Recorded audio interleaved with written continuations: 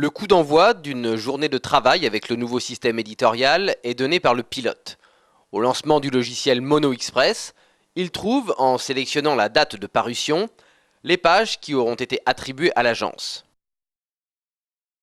Pour chacune d'elles, le pilote choisit ensuite dans un menu la structure qu'il souhaite lui attribuer. Il ne lui reste plus qu'à préciser, pour chaque espace, le nom du rédacteur,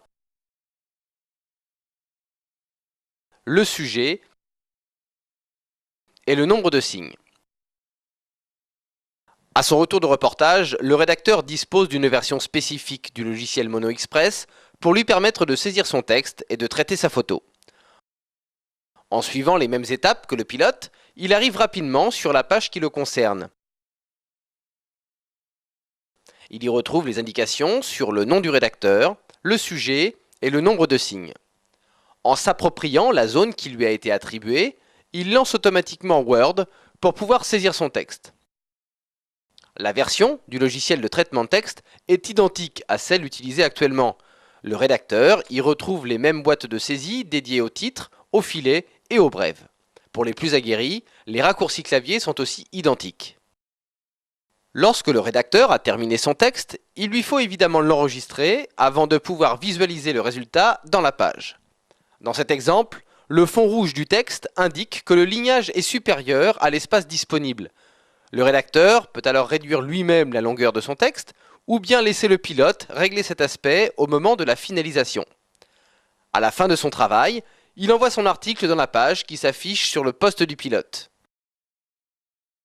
Le rédacteur doit ensuite traiter sa photo.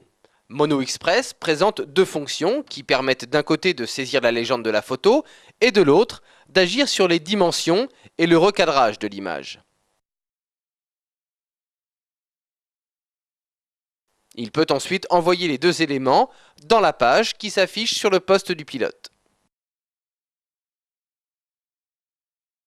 Ces différentes actions s'appliquent à tous les articles et une fois complète, la page est prise en charge par le pilote qui entame la phase de finalisation avec la relecture, la mise en place des lettrines, la mise en forme des relances texte et le calibrage des textes.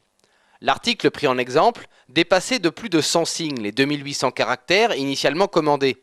En jouant simplement sur la hauteur de la photo, aucune coupe n'a été nécessaire.